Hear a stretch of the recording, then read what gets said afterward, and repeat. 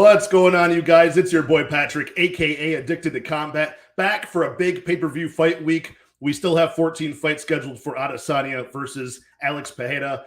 Sort of become a grudge match with the narrative for this one for the middleweight strap. We still have another title fight in the co-main event. Let's not forget the women's strawweight championship between reigning and defending Carla Esparza versus former champion Zhang Weili. So it's going to be a lot of fun. There's a lot of notable names on this card from top to bottom. And speaking of notable names, I have a very notable name in the UFC betting, UFC handicapping community, a guy that I've communicated with in the past and watched a lot of his content over the years. It's Brady from DFS by the Numbers and the CEO of MMA Engine, of which I've had both Uncle Weezy and Lou Betya on here. So after DFS by the Numbers, Brady, I'm going to have Monk on here as well and just complete the entire quad team over there at the MMA Engine. But without further ado, very excited to finally break down fights with my guy, Brady. What's going on, my friend? How you doing tonight? Doing great, feeling good. Looking forward to this card. UFC 281, 14 bangers, man. I mean, there's not a fight on the card where I'm like, I could care less. I mean, like last week, I wasn't looking forward to Parisian Sherman. Luckily, that got called off. I wasn't looking forward to the Pasquale. I mean, there's none of those fights. So I'm looking forward to the card, looking forward to chopping it up, seeing if we can find some spots. Because honestly, a couple spots are sticking out that I really like. A lot of plus money spots as well. So see if we line up on anything. Dude, honestly, and aside from the plus money side of things, like there's lines that are moving, and I'm going to have to constantly go back and forth to the updated odds because there was stuff I was researching, last week in the middle of the week, when more of the lines got updated on Sunday night. And then I would look and like the next day after I bet it, it was like a complete, different line, like 30% change. So we're have to keep on keeping an eye on that. And there are some spots where maybe you're on a certain side, it's, plus money now, and it might be minus money later or vice versa. But, the lines are interesting for this one. A lot of playable fights where you've got, like, real data on fighters to go off of, unlike last week where I saw your infamous broken TV tweet from Tamaris Vidal and Ramona Pascal. But terrible. Horrible. Amazing. Flying knee to the liver. Imagine that. That was a pretty crafty move. I laughed my ass off, man. I laughed my ass off. I picked Vidal in that fight solely because of, it's just Ramona Pascal. At least I know. Sometimes when there's like two bad fighters, at least one I've actually seen them be terrible in the cage. One still has some promise. She hasn't been terrible in there yet. So, but I did not expect to go down like that. So we'll see if violence continues in these women's divisions for this card. But let's shout out the chat real fast. I did see Propaholics in here super early, but we got Victor De Jesus, my guy, saying, "What's up, Patrick Brady?" in chat. Super excited for this card. Dude, aren't we all? This is a great one. Zach Singleton, my boy, saying, "Let's get this money." We got Sicky Does MMA. Patrick, oh my word, baby boy. I love it. And let's fucking go from Zach again. Justin Villegas, so many shows right now on different channels. I wish I had a TV like Dave & Buster's. Yeah, man. I mean, if you just had like a Vegas sports book, you could just watch your MMA content all at once. That would be amazing. That's kind of how I do things. I don't know how you do it, Brady, but I've got like a giant queue after I do my breakdowns earlier in the week, and I just watch everybody's content. I don't have time to watch like Netflix or anything else. I'm just watching MMA content from all my favorite people. We got Pink Floyd saying, "Wicked to see Brady here." Hell yeah, it is, man. Any action MMA, my boy Effie, two goats. Dude, you're a goat too, Effie. Everybody go subscribe to my guy, Any Action MMA Sportscast. And man, let's break into the first prelim of the night. I mean, 14 fights. And we did mention there are some city kickboxing guys on this card, I think 4 of them. And we're kicking off with Carlos Ulberg versus Nikolai Negumereanu. And my favorite part about Negumereanu is not his durability, not his poor striking defense, but it's whenever it's Negumereanu fight week, watching all the handicappers on YouTube nervously try not to get demonetized, trying to say this guy's last name. That's my favorite part, I got to say.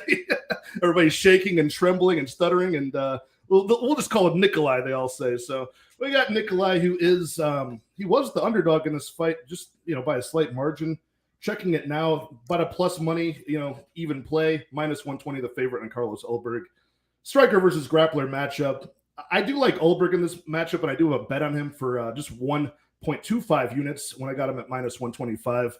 I think he dominates the stand-up here, and even though we've seen durability from Negumereanu, I mean, it might be like Negumereanu's last fight against the Pereira, where it's like a standing TKO type of sequence if he can't get it to the ground. So I'm going to say that Carlos Ulberg, can display some of that city kickboxing takedown defense, keep it on the feet, and just dominate largely his aspect of MMA more than Negumereanu can walk forward and, clinch up. So you got any strong reads on this fight? No, and this can be a fun show because we barely talked about any of these fights. I'm curious to hear your opinions on all of them, but we did talk about this fight a little bit Mhm. earlier in the week, and we were both kind of leaning the Ulberg side. You pulled the trigger. I don't know. I mean, this one kind of worries me a little bit for a couple reasons. The first reason is I just didn't see enough in terms of the Ulberg takedown defense. I don't know if it's good. I don't know if it's bad. He is training with Izzy, and Izzy has great takedown defense, so maybe that translates there. And the other thing that concerns me is Negumereanu is going to have the cardio advantage and the durability advantage. And Negumereanu is going to have the durability advantage over pretty much anybody in the UFC. I mean, this guy has a brick for a head. But man, I mean, Ulberg is going to be the much better striker by a mile. It's not even close. Negumereanu blocks punches with his face. He has a 39% striking defense. Ulberg is going to style on this guy. That's got But to be one of the lowest in the division or like the entire roster, I want to say. it's lower than Priscilla catch a beating, if that tells you anything. Oh my god. So I mean, Ulberg should style on this guy. It's just we've seen Ulberg gas out before in the Kennedy fight after beating his ass, right, for about a round and a half. Negumereanu is probably going to be there for all 3 rounds, but if Ulberg is able to stuff the takedowns, kind of fight smart. I say just stay at range, pick this guy apart. Don't go rushing trying to finish this guy because it probably doesn't happen. He's so tough. Right. I think Ulberg should cleanly win this fight.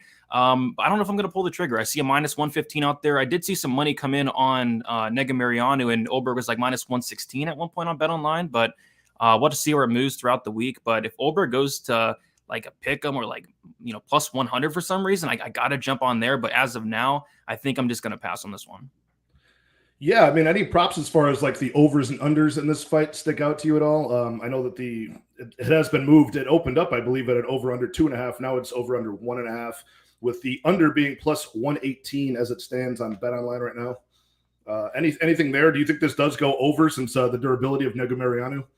Yeah, I think over is a solid look. It was at minus 145 earlier in the week. It's now minus 148, just due to the durability of Negumereanu. And I feel like Negumereanu could, push it against the cage a little bit, maybe mix in some takedowns. And I feel like Ulberg is going to really take his time, kind of like he did in the Fabio Sharon fight. Just pick this guy apart, win minutes. Yep.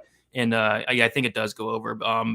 Does it go the distance? Maybe. I think Negumereanu is going to get hit in the face a lot. So we'll see how durable exactly he is. But yeah, I do like the over 1.5, if anything, but nothing I'm running to the window for. Yeah, and that's one of those things. That's why I kind of predict like a standing TKO, because you don't know who's going to be the referee, if they're going to, stop at like, last weekend's main event really fast, or are they going to give him the benefit of the doubt and say, look, I've seen this guy fight. I kind of know that he's, going to Homer Simpson his way to a victory here. You don't know who Herb Dean's got on his ticket for this fight either, so who knows how fast they stop it. But yeah, I agree with you. I think it does go over 1.5 at least. But yeah, I'm going to go with, I just like the movement of Ulberg in this fight. I think his footwork's just going to be a lot better to avoid, getting stuck against the cage and then taken down.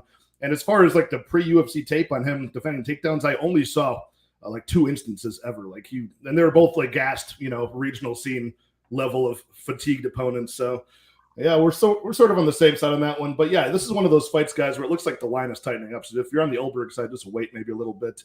And who knows? I kind of just wanted a little bit of degenerate action on the first fight of the night anyways. So that's kind of what made me pull the trigger in that one. But moving right along to a fight here at bantamweight, we've got Julio Arce and Montel Jackson. And I feel like I've got a good read on this fight, but I do feel sketched out a bit as far as the favorite being Montel Jackson. I agree with. I'm not sure if I agree with the line so much, but right now we're looking at Arce plus 170, Montel Jackson, the minus 200 favorite.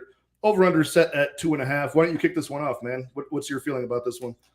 Yeah, I mean, it's just one of those fights where the line feels, a little bit wide, but I think Montel Jackson, minus 170, around there, minus 200, maybe stretching it a little bit, but it's hard for me not to pick him here. I mean, the tail of the tape sticks out the most. He's going to be 3 years younger, 3-inch height advantage, 5.5-inch reach advantage. The guy is huge for the bantamweight division.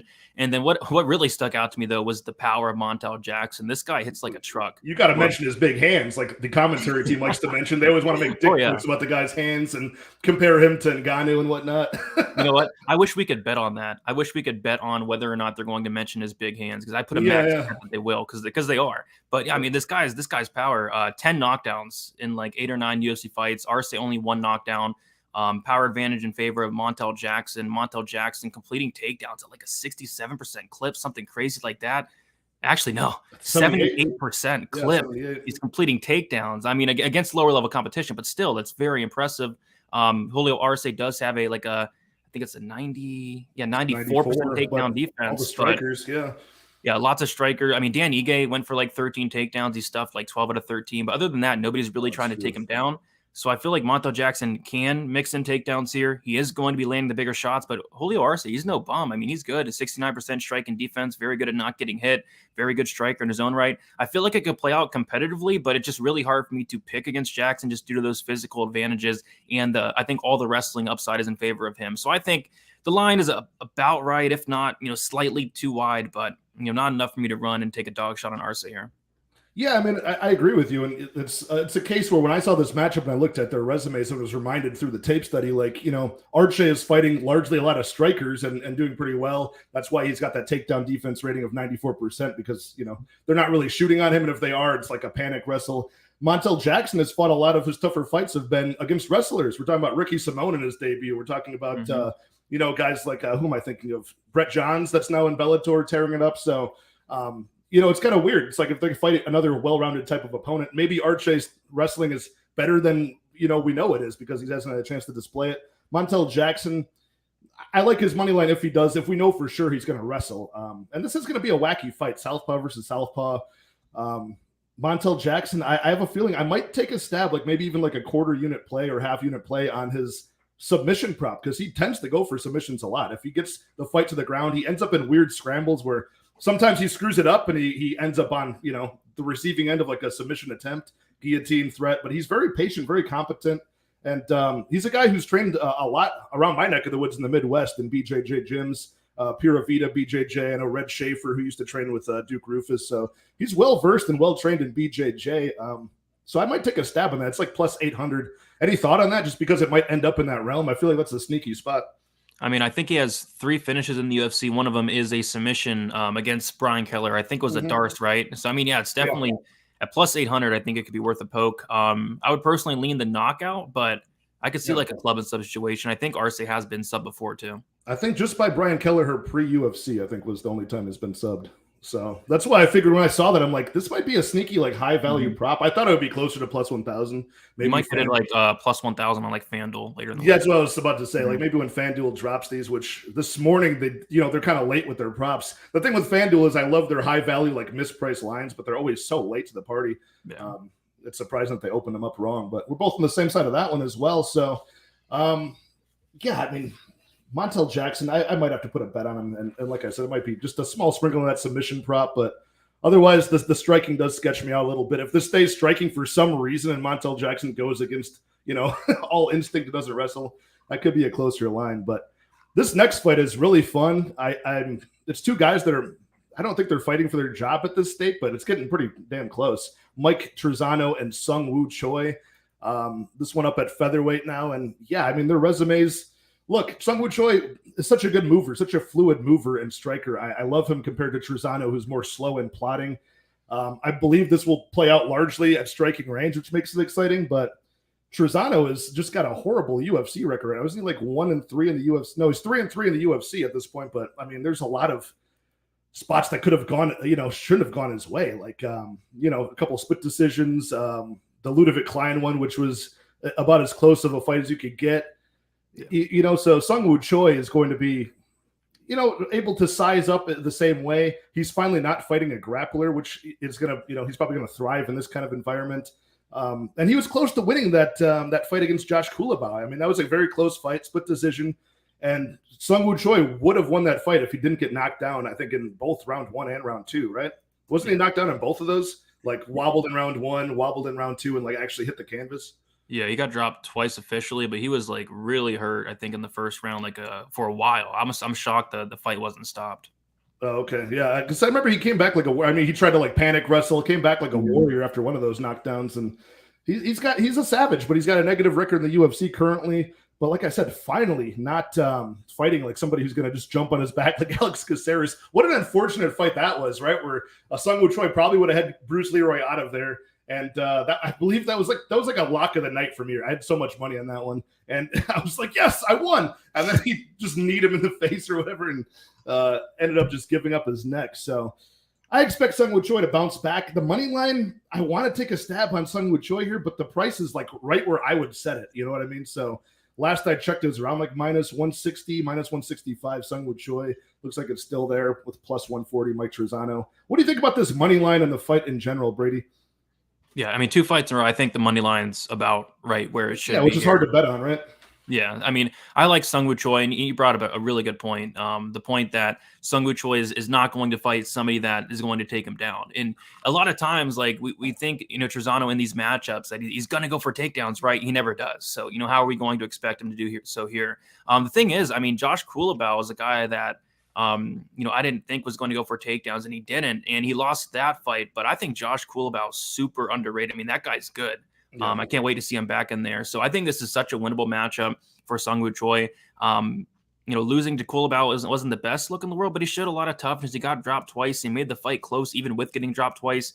Trizano, I did not like how he looked in his last fight against Almeida, getting outlanded 75-31 across 3 rounds, getting knocked down twice. Choi hits very, very hard. He's not going to have to worry about any takedowns here. I think Choi should win this fight, potentially even knock out Trizano, who, like I said, got knocked out in his last fight, got knocked down twice in that fight, has been finished, I think, in 2 of his 3 UFC losses. So maybe like a Choi by knockout could be interesting, but it's another fight where I think the money line's right where it should be, and I do slightly favor Choi to get it done. And you like it inside the distance? If we're looking at the overs and unders, which are sitting around, it's big plus money on the under 2.5, plus 165. How do you feel about that? I mean, it could be a war, right? I mean, these guys are going to stand and bang. So I'm leaning the under, but it's not something I'm super passionate about, not something I'm probably going to bet, but I would lean the under, especially at the price of plus 150, plus 163 I see. But yeah, the fight doesn't go, looks like it's plus 150. Sung-Woo Choi by knockout plus 300. Mike Trizano by KO, TKO plus 1,000. This is just on Bet Online. I mean, one thing that I do like all of the tools that Sung-Woo Choi has, but when he gets into a war and like gets tagged, he somewhat like does that thing where like he doesn't want to absorb any more damage at all costs, and he'll just kind of, his technique falls out the window. He'll start ducking his head down, kind of open to uppercuts or knees or just additional shots. He does get flustered sometimes, especially in that last fight we saw against Josh Kulabau. But yeah, I don't know. I can't trust Mike Trizano at this point. He just seems like it might be like a tragedy of the UFC, And end up getting like he's one of these guys that's got like all the physical advantages at the weight class, and it just never gets put together. It's pretty unfortunate. We got all of Brady's lost weight went to Patrick's massive arms. I know you keep on getting more slim, and I just get fatter and fatter. Brady, what have you been doing, man? You've been hitting the gym a lot. You're jacked, dude. What are you talking about? Yeah, I've been hitting the gym quite a bit. What was your total weight loss? Wasn't it like you broke like the 50-pound mark, right? It was like 101. 101 total from start to finish. Jesus, I hate to short you there. Yeah, the most I've ever done, like in a few months, I did like a 55-pound drop, and that's brutal, dude. Like when you go from when you're used to like eating a bunch, and it feels like you got shot in the stomach the first like 2 weeks. Yeah, it's a lot of mental. It's a lot of mental. Yeah, it really is. I enjoy dieting a lot. I like moving around weight classes and things like that, but. Yeah, more power to you, man. That's an insane like amount of your entire. You just lost like an entire person, an entire Carla Esparza. You just dropped. Yes. How long did that take you? Was that a year? It took me 5 months ish, 6 months ish. Jesus Christ! Yeah, that is all mental right there. When you do it that fast, that means you're not like slowing down progress at all. Like you're staying you're staying on the treadmill and just not eating anything in return. Yeah, no cheat days, no off days, which is just so much harder. But dude, it's for the weak. You don't need it. Oh yeah.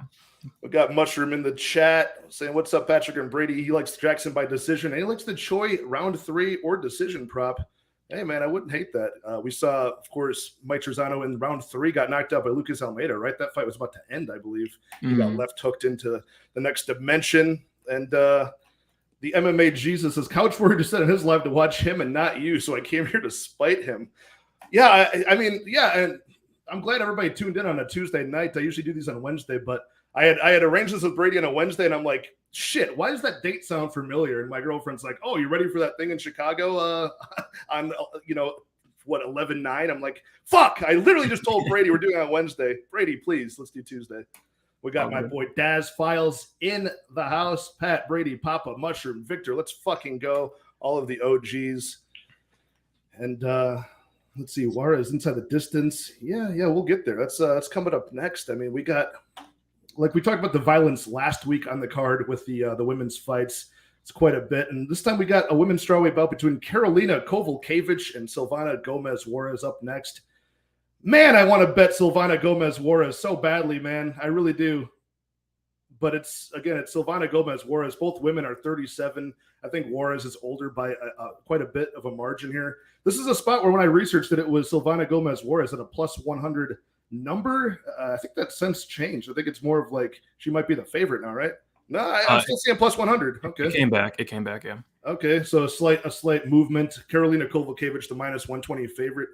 Jesus. Making any of these women the favorite in this matchup just seems wrong, doesn't it? Like, yes. I mean, my opinion of this fight is pretty simple. I think Kowalkiewicz is washed. I think she fought somebody that just happened to be more washed than her in Felice Herrig last time, and she got it done. But both of them looked very unathletic and terrible, you know? At least Silvana Gomez-Juarez, even though she's old and newer to the division, she hits like a truck. She hits hard. She knocked down Vanessa Demopoulos. Would have gotten that one done if she didn't dive in a very dangerous guard and get subbed. She knocked out Nali Yang in a very exciting opener to a I think that was a pay-per-view card. I want to take Juarez by round one knockout. And a lot of these women, like both of these women, I mean, a lot of their fights end in round one. Silvana Gomez-Juarez is like a round one queen, even though a lot of those are outside of the UFC. I'm calling round one knockout for Juarez, but I can't even get myself to bet her money line. You know, what's wrong with me? Can you talk some sense into this? And should I bet her in this fight? Funny enough, we actually have the same exact prediction. I'm going with Silvana Gomez-Juarez, a first round knockout. For a women's strawweight fight, that's a prediction. I know, right? But I mean, these are the types of matchups that make me want to smash my TV. So I mean, I can see it now. I bet Silvana Gomez-Juarez, thinking she knocks out Karolina, and then Karolina out of nowhere just goes to the ground game, and that's kind of the one thing that scares me. But it's unforgivable. Yeah, it's just Karolina doesn't do that. I mean, I know she got the sub in her last fight against Herrig, but you look at her career, only 2 takedowns her entire career. She's been in the UFC for what, like 8 years. I don't really expect her to do that in this matchup. I think she's going to strike with Juarez, and when she does, like, she's super hittable. She's absorbing almost 6 significant strikes per minute, and like you said, Silvana Gomez-Juarez, she weighs 115 pounds, but she hits like an absolute truck. We saw 2 fighters last week weigh 115 pounds and get knockouts. We got Lemos and Pauliana Viana, right? So, I mean, and Juarez hits super hard. So I'm with you. I like the knockout. The one problem for me is, the bookies are kind of all over. We should be getting a much better price for these violence. Like, we're not even getting plus money for a strawweight fight doesn't go to decision. Are you kidding me? And rightfully so. I mean, Juarez has not seen the second round in the UFC. So I would like plus money on that fight doesn't go. I'm going to see where DraftKings and FanDuel open it up. If I do get plus money on that, I might take the shot because I could see a Juarez knockout. And if Karolina does choose to grapple, she probably subs Juarez, whose ground game is not good. Even like the Juarez knockout prop, only plus 300 again for a strawweight. I need a much better price. Even in round one, you combine it with the round one knockout for Juarez, it's plus 650. Like, you should be getting so much for this. You could get a plus 1,000 at least for a strawweight fight. But yeah, I'm with you. I like Juarez, but just nothing sticking out at these prices yet on Bet Online, but we'll see what FanDuel and DraftKings gets out. Yeah, I mean, so just looking at some of the numbers here, like 3 of Karolina's losses are in round one. 2 of them were subs. 1 was a knockout, and that was Andrade. I hate to put Juarez on Jessica Andrade's level, but I see this happening to her. She just looks so bad, Karolina.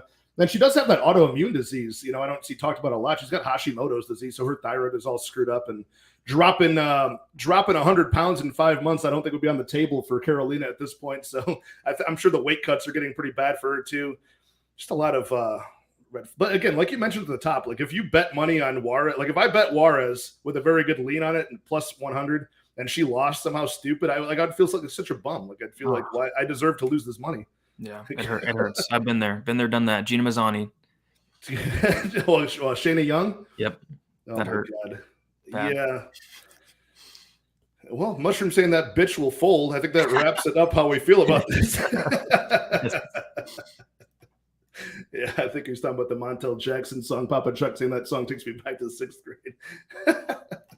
Yeah, Sicky lost money on Trizano. Yeah. Justin Villegas. I'm like chat hopping in here, listening to Addicted to Combat, and I say, hey, I go to restroom real quick, be back, and order us apps. And jump to another chat till the same. Yeah, go ahead and bring them all in here, man. Like any action. Karolina has passed wash. She's dry now. Yeah, well, look, Yeah, I think a lot of people are on our side with this, even though it's women's strawweight. So, Yeah. what are you going to do? Moving on to a little something more exciting, maybe equally as violent, hopefully. But we got the return of Azaitar taking on Matt Frevola. This should be a war as far as I'm concerned. And another one of these spots where the last time I looked at it, I'll check it again. It was plus money on Azaitar. Has that one moved? We're Got looking smashed. got smashed. We're now, Matt Frevola is now the plus money on Bet Online. Still like a pick-em price tag in some other places. So best you can do now, minus 115 on Azaitar. Yeah, he was plus 100. I'll let you kick this one off, man.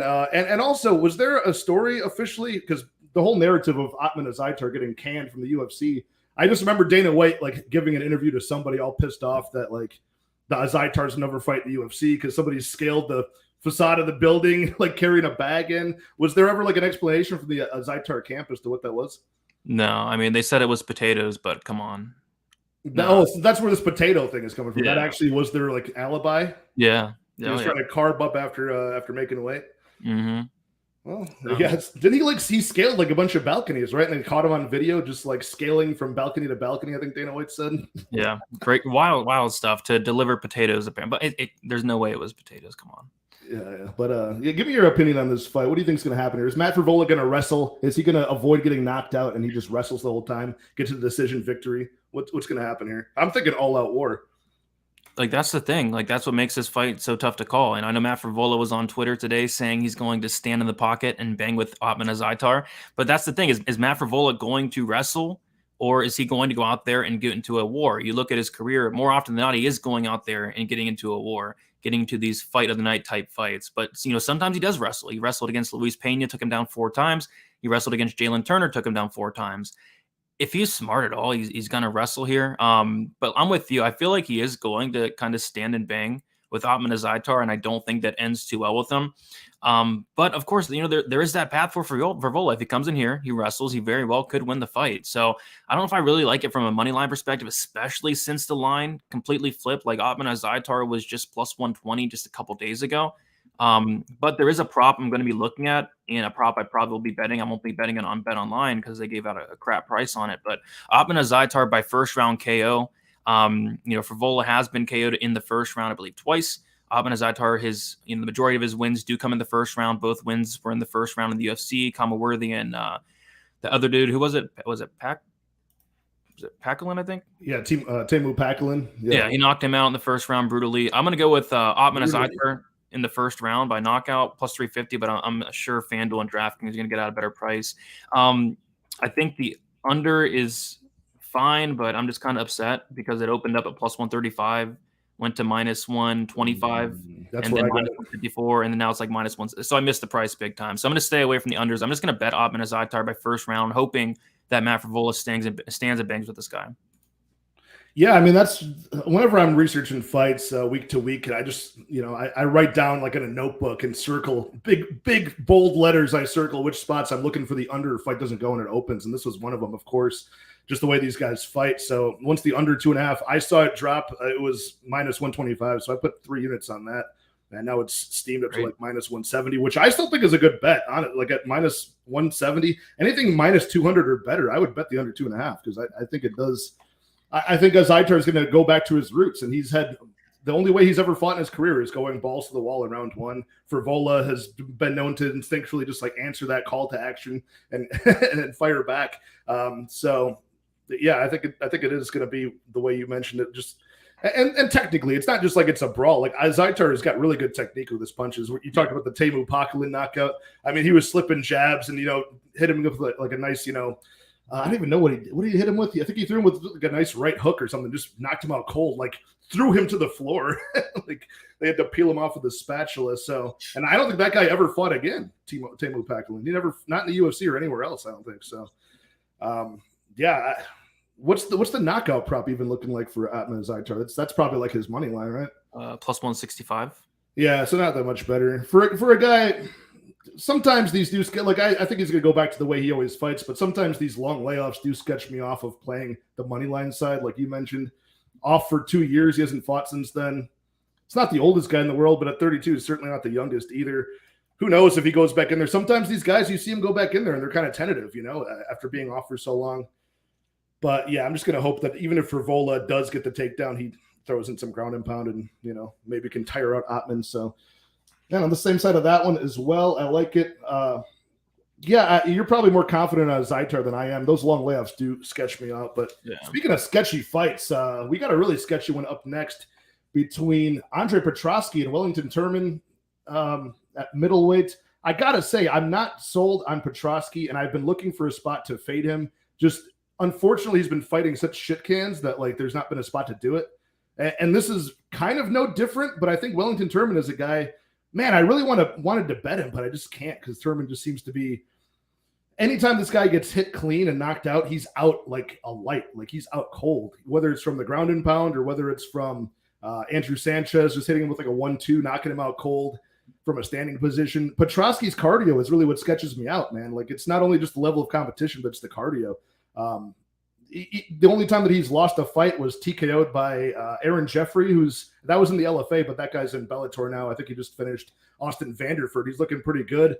The only reason why Petroski lost that fight is because he got tired by early round 2 and he got TKO'd. So could that happen here in any number of ways? Turman doesn't have the worst striking. I think he's got the better striking tools out of the two of these guys. Petroski pretty much just has that overhand left that he throws over and over again while he looks for the blast double.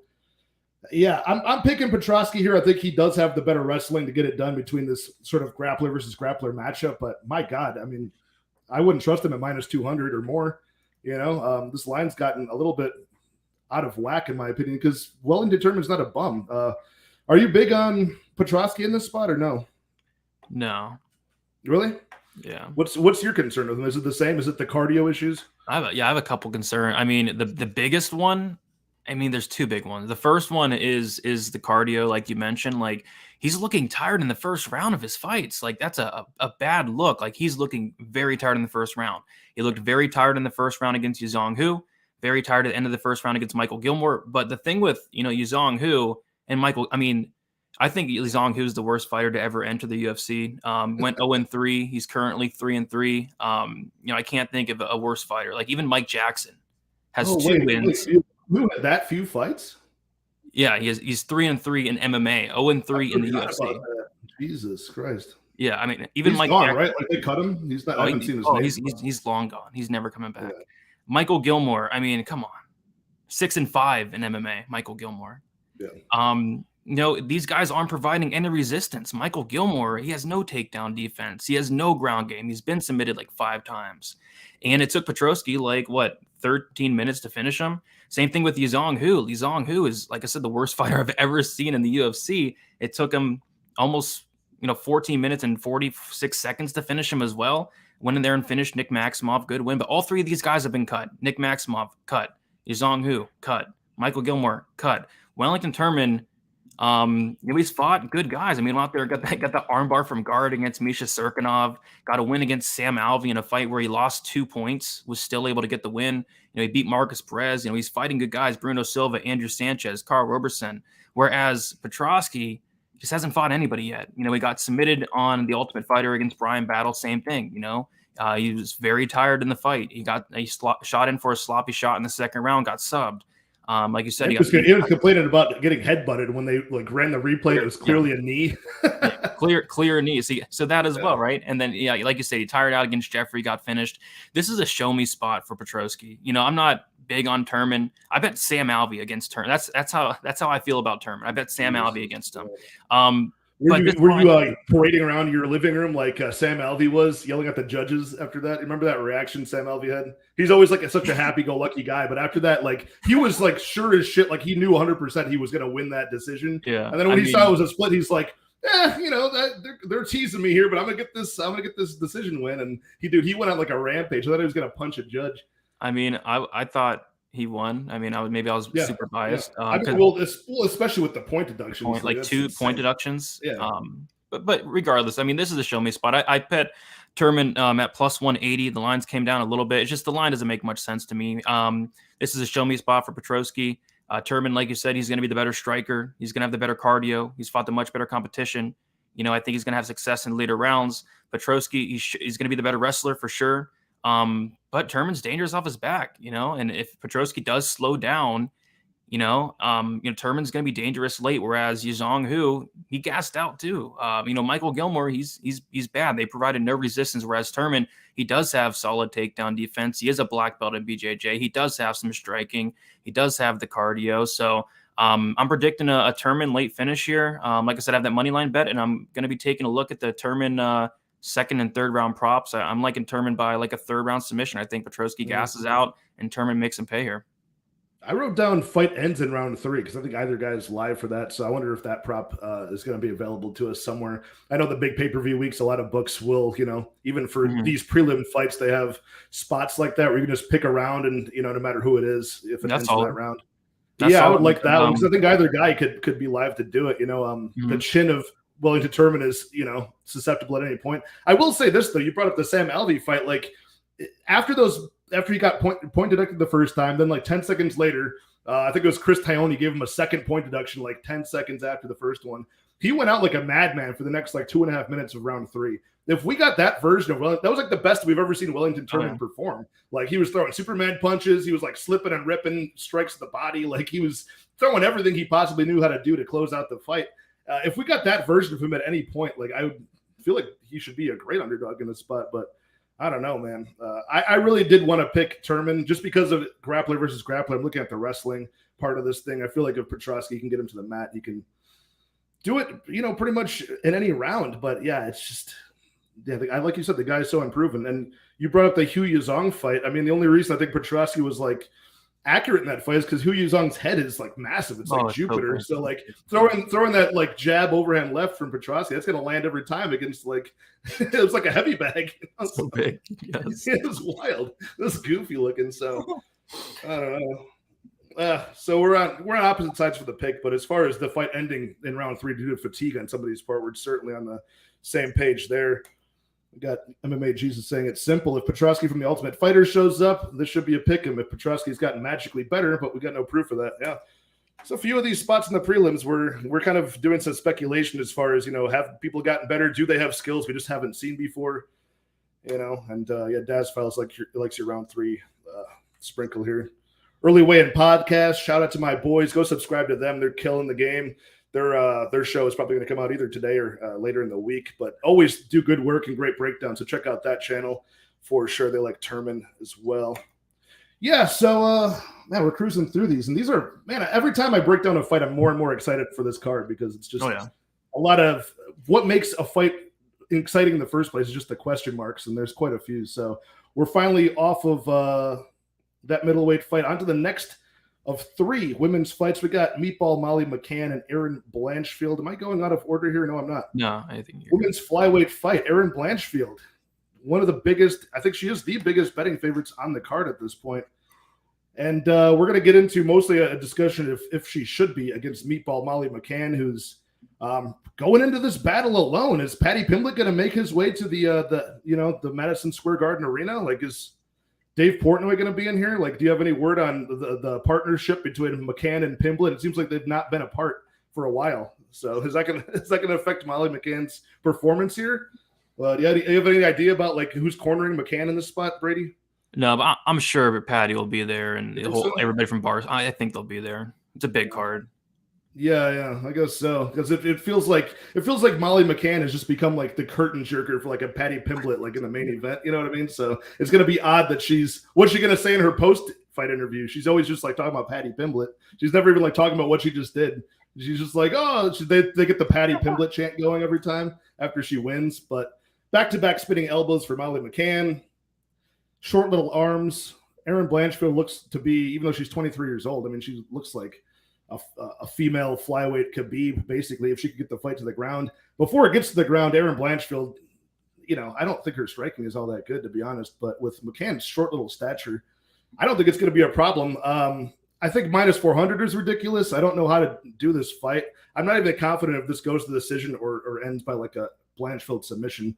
So the pick is Blanchfield, but I just, the question marks are like, can McCann get the knockout that she needs? And I just feel like she's going to be too short to like get in range before she gets her hips sucked in and taken to the mat. So you have any stronger read on this fight?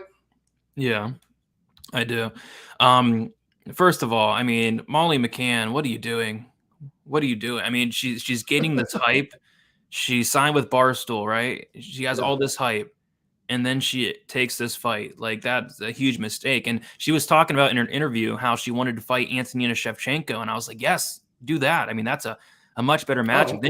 Then she takes this matchup. Like, what are you doing? You're going to lose all the hype that you have built up. So, like Blanchfield's not like a big name that would like get you any steam. Like, at least if you felt like a Shevchenko, people would be like, "Oh, it's a Shevchenko." I'm sure that girl's decent, right? But they don't know it's Antonina.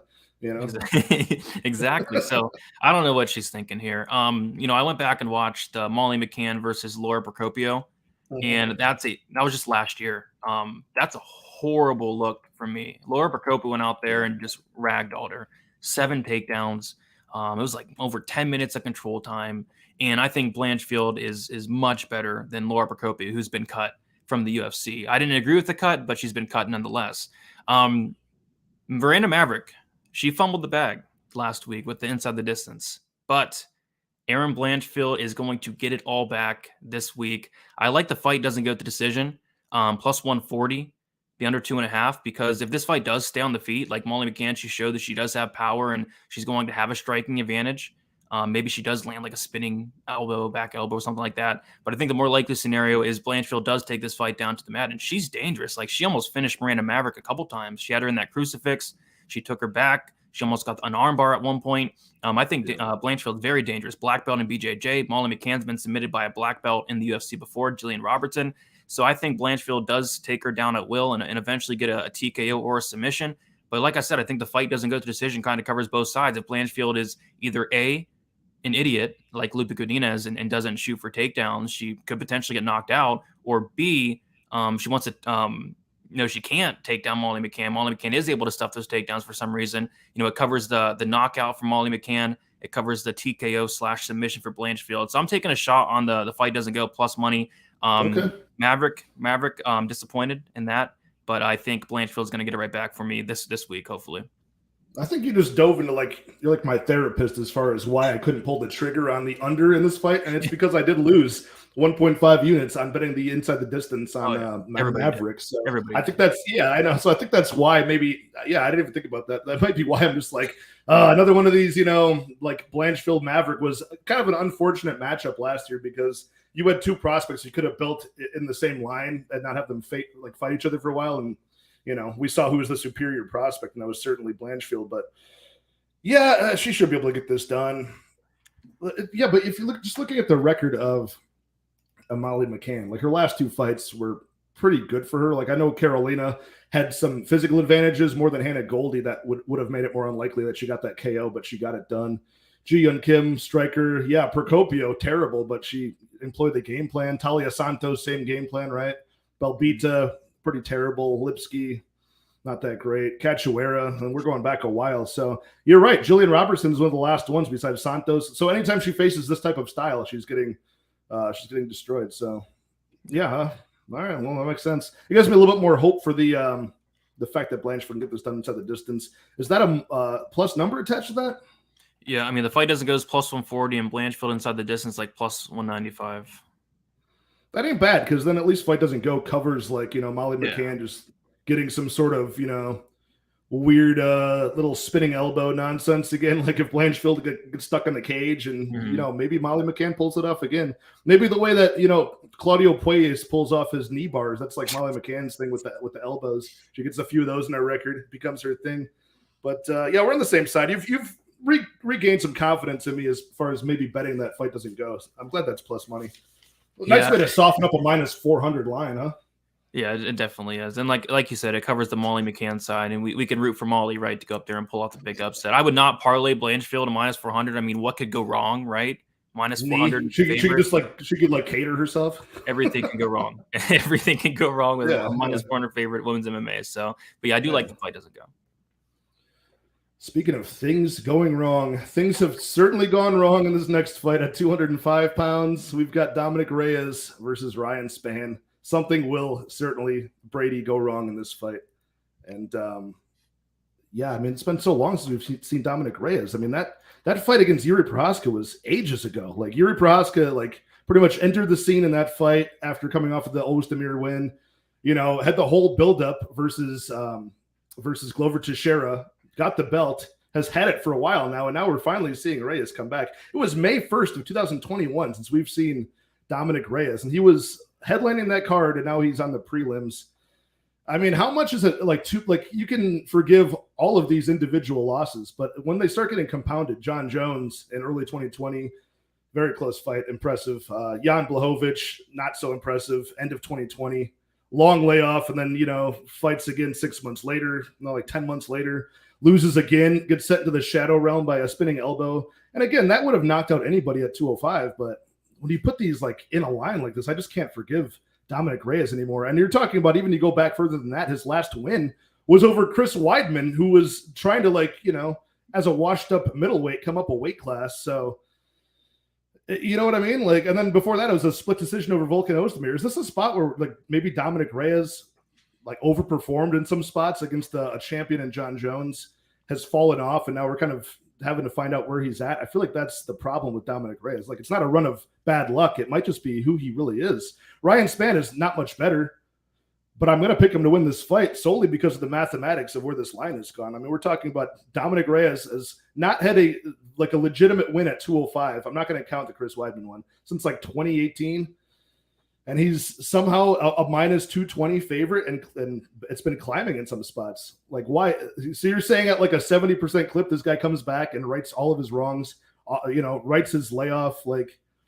They're really counting Ryan Spann just being an inconsistent dumbass as really a part of this line, and fair play. But I think at 205, anybody can win at any given time. I like the energy and the aggression that Ryan Spann has. He will close the distance, and if Reyes is slipping, trying to come back in here with any sort of ring rust, I think Spann gets this done inside the distance. And I wouldn't mind taking a look at the Ryan Spann submission because he's got 12 of them. He loves clubbing and getting that guillotine.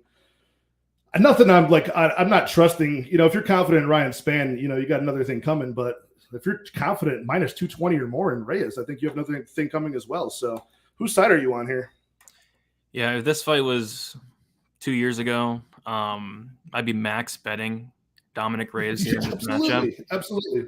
Because I had a big bet on him against Blachowicz, and he went out there and fought like a complete bum. I was like, dude, what are you doing? You're just getting completely outclassed by Jan Blachowicz. I thought it was a great matchup for him, and I think this is a great matchup for him. But like you meant, I mean, there's so many red flags. This is a borderline 1-800 gambler fight for me.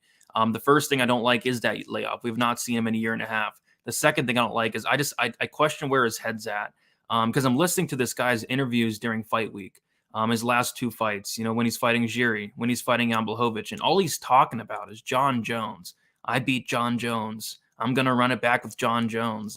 John Jones is in this guy's head, and he even admitted to it. That is a good point. I never thought about that, but that is everything he always talks about. Yeah, he admitted that during the Blachowicz fight, all he could think about was John Jones. I mean, that's sketchy, man. Come on. And John Jones is just chilling at the buffet. He doesn't give a shit about any of this. He's like, what? He's he probably forgot he even fought Dominic Reyes. He's like, if he saw Dominic Reyes, at Golden Corral or some buffet, he'd be like, have I seen you before? Have we met? Exactly. And he still talks. I want to listen to Dominic Reyes' interview. If I hear John Jones come out of his mouth, I mean, but I'm not touched. Even light heavyweight, right? These guys hit hard. Ryan Spann hits hard. Anything can happen. So you don't want to lay this price tag in general, but with all the red flags, the question marks on Dominic Reyes really, makes me want to stay away. I'm going to pick Dominic Reyes to win. I think it's a great stylistic matchup, but there are some serious questions on whether where's his head at. Is he washed potentially? Had that layoff, ring rust. So there's a lot of question marks, but stylistically, I like his takedown defense. I think he will be able to stuff takedowns. Ryan Spann, I mean, at the end of the day, there was just a couple fights ago, he was getting outstruck at times by Sam Alvey, got hurt by Sam Alvey at one point, he got dropped twice by Anthony Smith. So I think Dominic Reyes knocks him out, but I mean, there's no way I'm laying minus 205 on the guy with all these question marks. Even the fight doesn't go to decision, I think is solid potentially, but it's minus 325. This is a fight I'm probably just going to stay away from. Even the under 2.5, minus 225, that's laying a lot of chalk. And I could see a scenario where Dominic Reyes kind of, takes his time, had that layoff, kind of works his way into the fight. So yeah, I'm passing, man. I'm not touching this fight. Even Reyes inside the distance is minus 130. I mean, that's horrible. So yeah, this is a big stay away. But I mean, it should be fun. It should be a very fun fight. I'm curious to see if Dominic Reyes bounces back. But as far as putting money on it, yeah, there's no way. Yeah, I might end up doing something with this fight, even if it is. I think I'm way more confident than you are as far as the fight doesn't go to decision. Just as far as these guys' resumes go, I know you can kind of argue that Dominic Reyes might work his way back in slowly and tentatively. We did see a little bit of that after the half of the first round for the Blachowicz fight, but Ryan Spann does not ever really take that approach. Like, he just kind of has a certain point where, like, he circles around and then he just kind of gets like tight, like he gets bored. Like, he's kind of a fan himself. He's like, this is just boring as shit. And I think he's gonna be in that mind state because this is gonna be one of those southpaw versus orthodox things. So there's a good chance that Ryan Spann just says, the hell with this, and rushes in and just runs straight into the left straight of Dominic Reyes and just falls, flat on his face. There's a good chance that happens. I do like it's like even money, pick 'em price tag for the under 1.5. I hate playing under 1.5s, but at a 205 fight where 9 out of 15 fights for Reyes, I have written down here, have ended in round 1. 19 of 27 fights for Ryan Spann have ended in round 1, and even far fewer have actually gone the entire distance. So I like the minus 325 as a parlay piece for fight doesn't go. I think there's a lot of room for both guys to just say the hell with it and risk it all in this one. So that's probably the only way I'd end up playing this, is the unders of some sort here, but I might keep an eye on that. I would want more. It's funny, even on BetOnline, the submission line for Dominic Reyes is plus 900. The submission line for Ryan Spann is plus 900. So, yeah, very odd. I was hoping to get more for Spann by submission, but he has so many of them. I think that was kind of a tell, Either way, it should be a fun fight. I'm excited to see Dominic Reyes. I am a big fan of the guy, I mean, I tore apart his record, which I love to do for any fighter, but I certainly think he's an amazing light heavyweight. And both of these guys are so physically able, too. Both guys like 6'4", 6'5". It's going to be fun. I can't believe Reyes is back down on the prelims, man. It just shows how good this card is. Yeah. And we still have one more prelim to go, you guys. We got 22 of you guys hanging out with us live. So hit that like, hit that subscribe. And I've got all of Brady from DFS by the numbers. I mean, you guys know who he is and everything like that, I'm sure. But if you don't, you live under a rock, go subscribe to the man. And even his website where you can get his betting services are down in the description as well. So, yeah, I mean, since we're on that topic, dude, I know you give out your bets and things like that, and even some additional content, parlays and stuff like that, and maybe some DFS content too. Do you want to just plug the website real fast? Yeah, I mean, I do a lot of stuff on there. I do 2 articles. The first one is my best bet and full card article. I just got done typing it. That's why I was kind of late joining, but it was like 4,600 words. It was like 17 pages for 14 fight cards. Yeah, I put a lot of work onto there. Early access to my bets. I typically talk about those bets Friday, Saturday.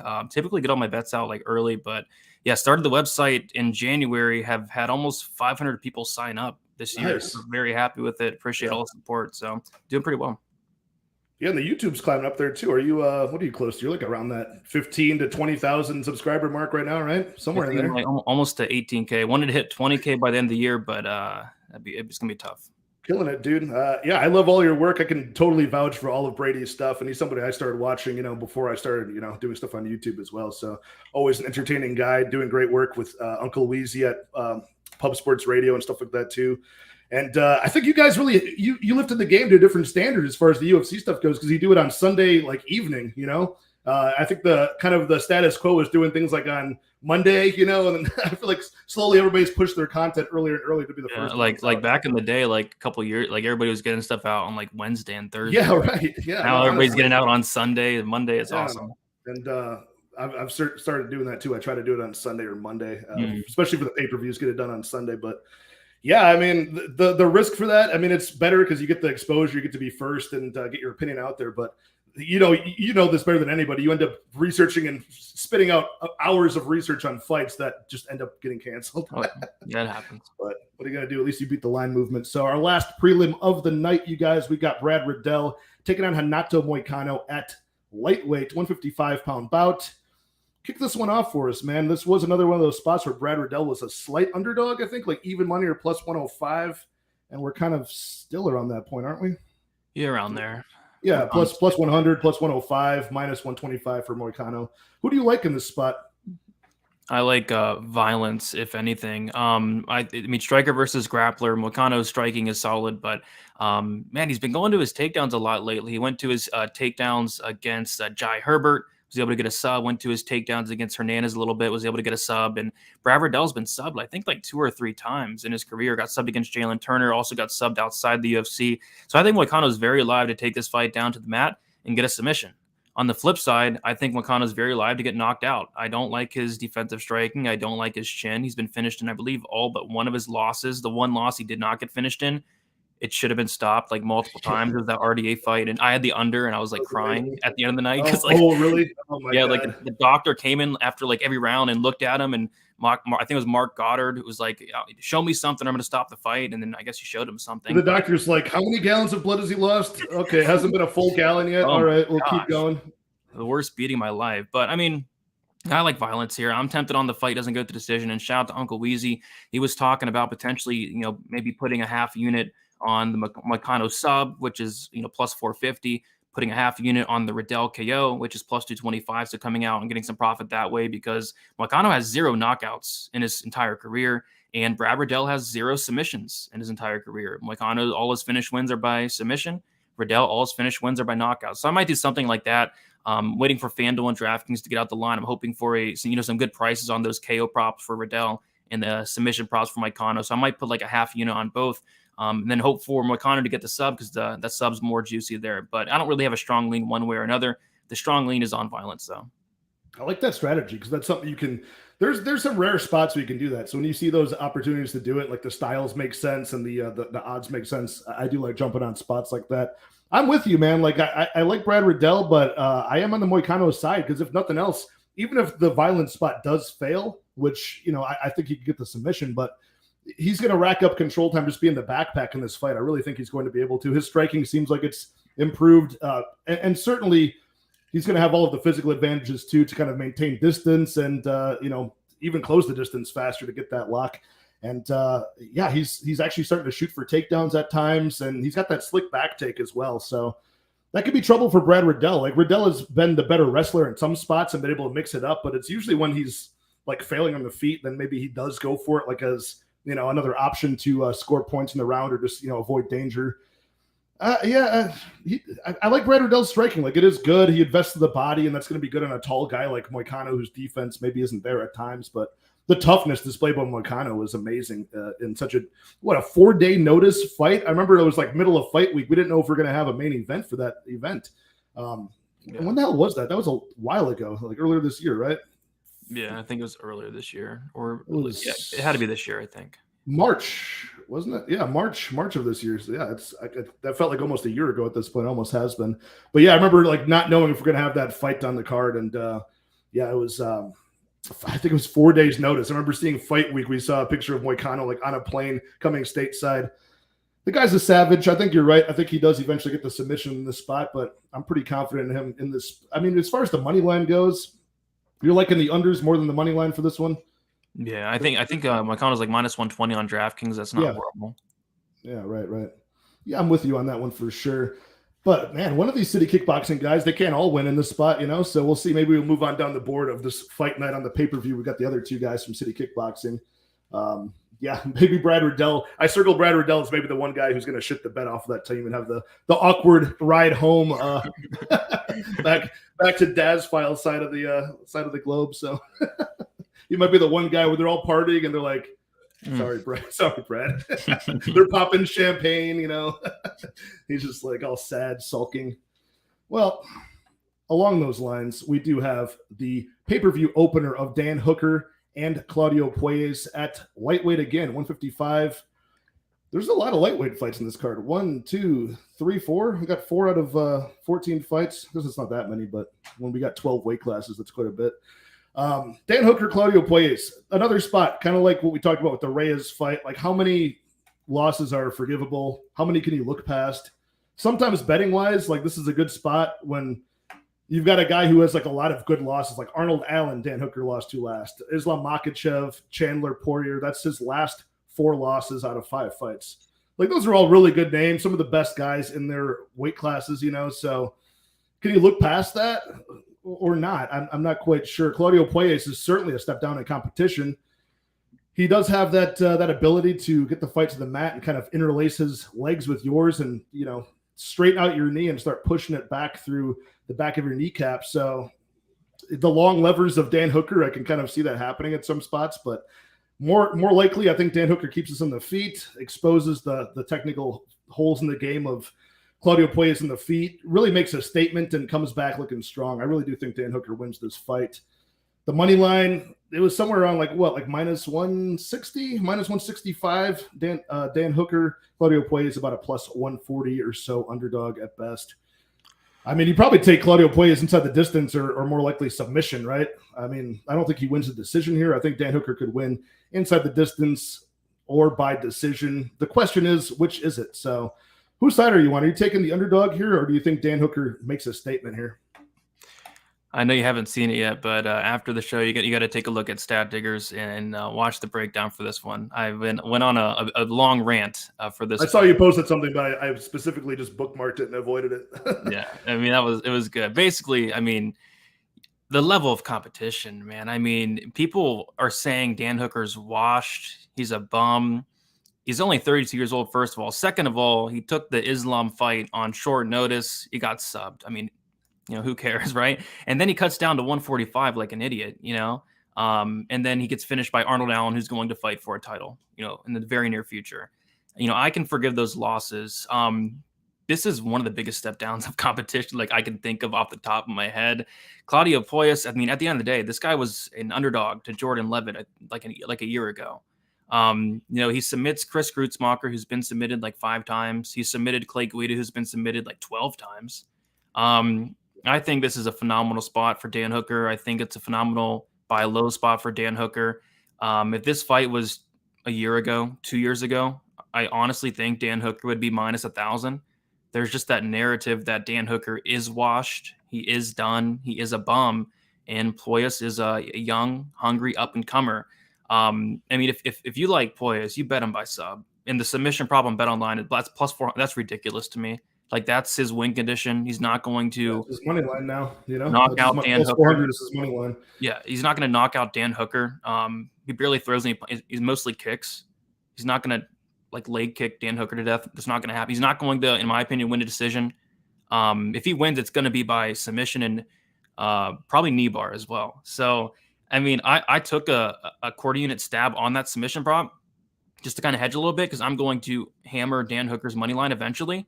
It's just I'm kind of sitting it out and waiting because I think money will keep coming in on Claudio Puelles. And it looks like money just recently came in on Claudio Puelles. Dan Hooker minus 145 on DraftKings. 146. Shout out to Prince of Mischief pointing that out. On 146 on Bet Online. I mean, Jesus. I think the lines are so intriguing this week for a big pay-per-view card. Usually you get they settle a little bit with these pay-per-view cards, right? Like the lines have been out for a while. They kind of settle where they're going to be, but they're moving like crazy and sometimes in a favorable position for us.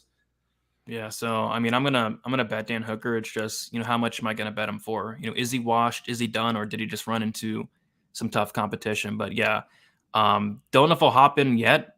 I mean, I don't know if the line's gonna get any closer than that. I mean, I'm shocked that it's at where it's at. I was gonna be betting him at minus 167 earlier in the week, and then I saw all this Puelles love, and I was like, okay, I'll wait.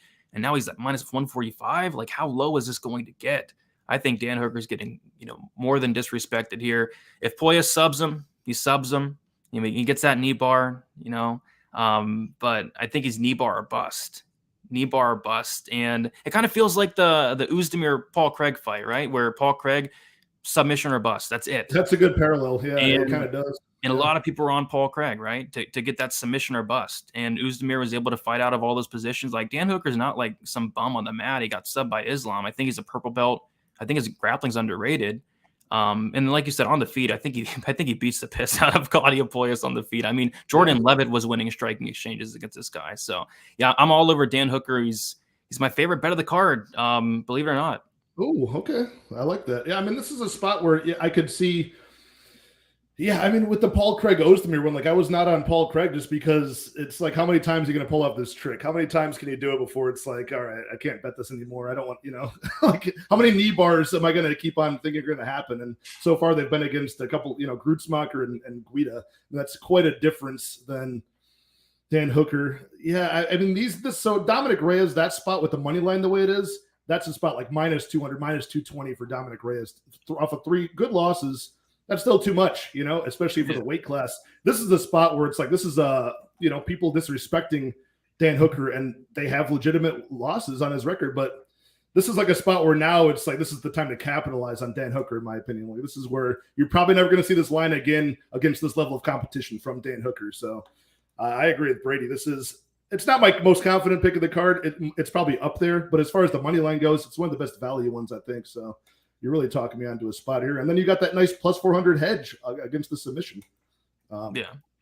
And then you're gonna be max bet, you know, 7 units deep on Dan Hooker. You're gonna you're gonna have 2 units. You're gonna have 2 units on the sub at plus 400, and then Puelles is gonna outbox him to a decision. If that happens, I'll be very upset. and then Blanchfield is gonna lose a decision to Molly McCann, get outboxed. It's gonna be a whole fucking great time. Pereira comes through, 5-round decision. Come on. Esparza wrestle fucks Weili Zhang. No. All right. Anyways, before we spoil anything else here, just running through a quick like PTSD nightmare of all the results that could possibly happen here. But yeah, we got Daz Files, of course, taking a small CKB parlay. Go Kiwis. I like it. I like it. I do think somebody's going to ride back to your neck of the woods. Sad. I don't know who it's going to be. You know, I think probably Brad Riddell, but we'll see here.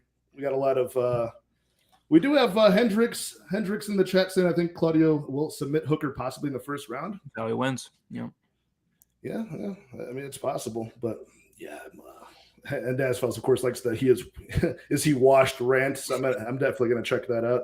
Both your breakdown and, of course, the Stat Diggers, both of my favorite shows of the week. So, yeah, let's see here. Oh, you got any action saying? Do you think that sharp money or public money coming in on Claudio? Any thoughts on that?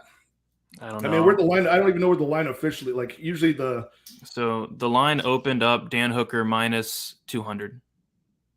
Okay. I mean, yeah. Who knows? Who knows really? Who knows how they're fading these? Like, you know, who's sometimes when they're like typing in algorithms, all the sharp money comes in, and it's like maybe they're just looking at the losses in some sort of algorithm. I don't know. But yeah. It could be a mixture of both. I'm looking at the Tapology predictions. I like to do those sometimes, and it's actually Puelles favored on those. It looks like 52% is picking Puelles and 48% picking Hooker. So the line doesn't really indicate that. Yeah, Prince of Mischief saying I'm saying all the bets he doesn't want to hear. Well, you know, I'm trying to make you think a little bit there, Prince of Mischief. Just think before you act. But we got a good fight up next. God, another spot where I really want to take the dog on this one really badly. I might just do it. This is Frankie Edgar taking on Chris Gutierrez at bantamweight. 10-year age difference. Chris Gutierrez is about a minus 220 favorite over the former lightweight champion, Frankie Edgar. Yeah, about minus 220 plus 185 on Frankie Edgar. Again, another spot where like Frankie Edgar is getting a step down in competition here, but he is 10 years older. I mean, can you give any credence to this being his last fight, or is that just speculation based on his age? I think he said it, that this is his last fight. Yeah, I think he said it.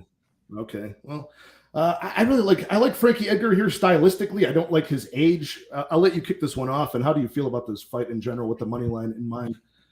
Yeah, I can't do it, man. I mean, I agree. I'm picking Edgar to win the fight. I'm picking to win the fight. I think stylistically it's such a winnable matchup for him, but I mean, there's just a glaring red flag. I mean, he's 41.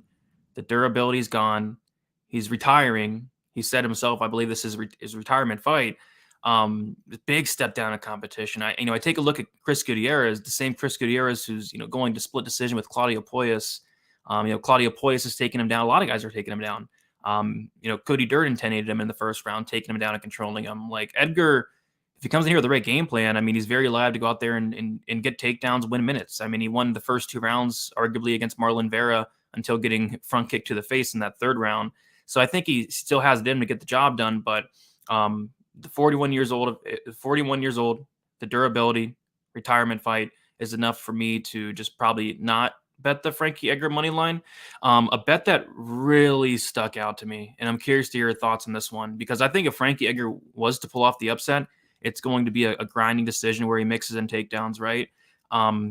Chris Gutierrez, scorecards equals no action it moved a little bit, but I got it at minus 210 on Bet Online. On FanDuel, it's like minus 370. On DraftKings, it's like minus 330. On Bet Rivers, it's like minus 350. But on Bet Online, it's like minus 210, minus 225 right now.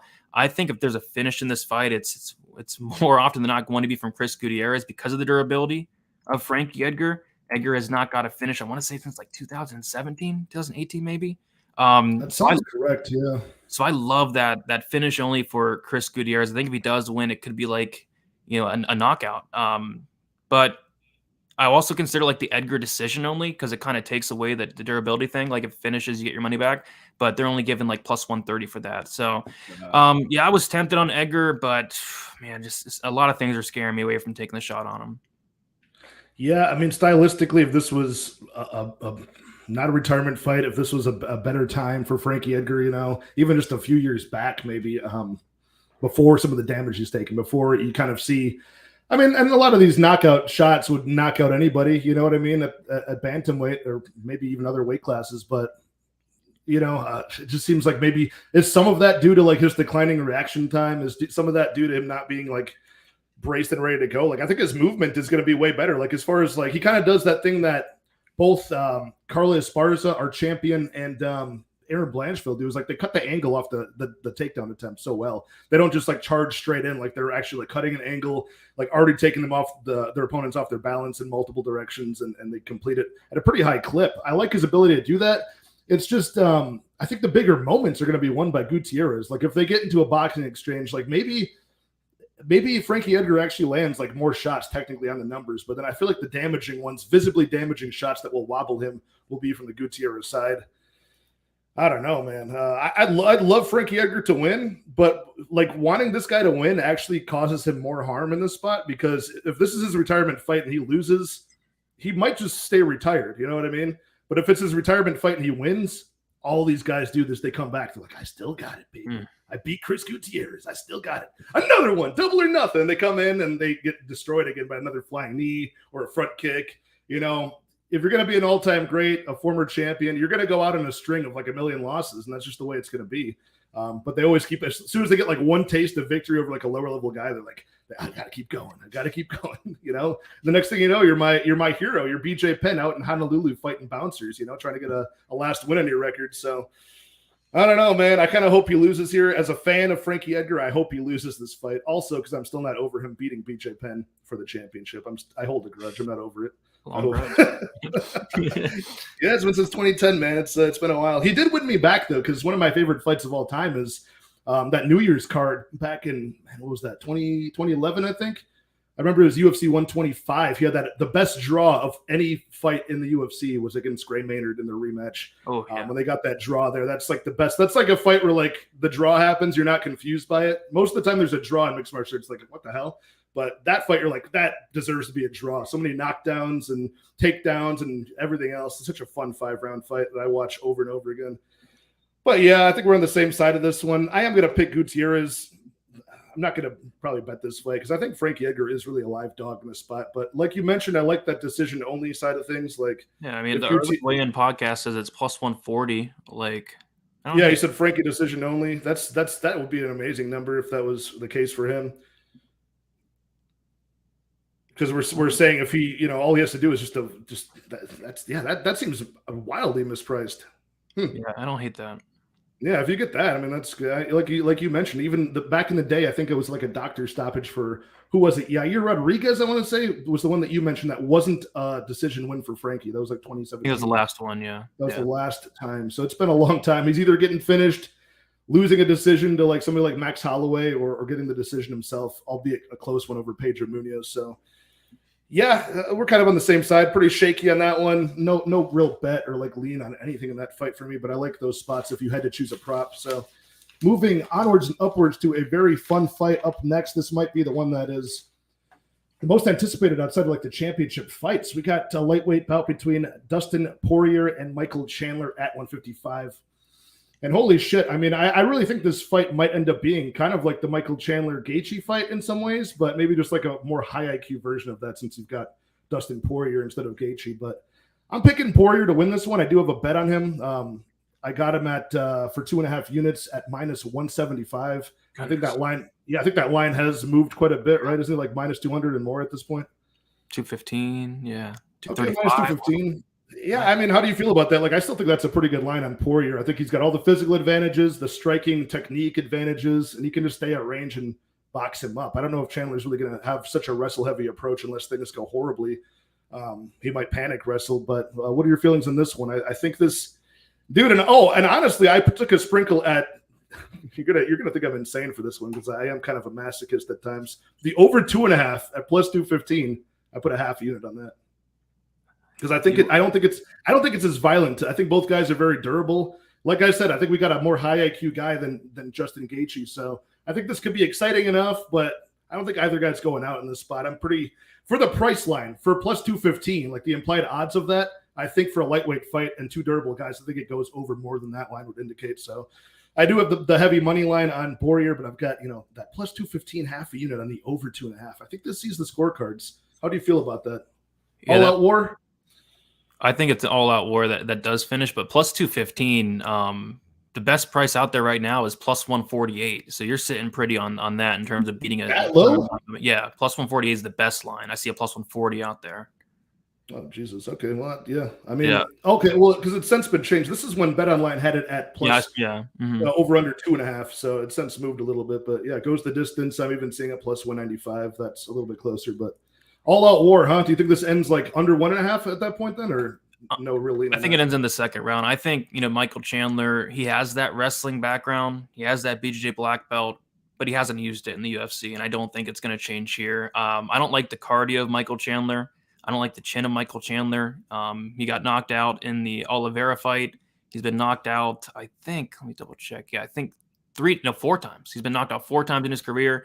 And Poirier has a lot of power. I mean, Poirier was the first person to knock out Conor McGregor, right? And I think that Chandler's been knocked out 4 times? Yeah, 4 times. Oh, shit.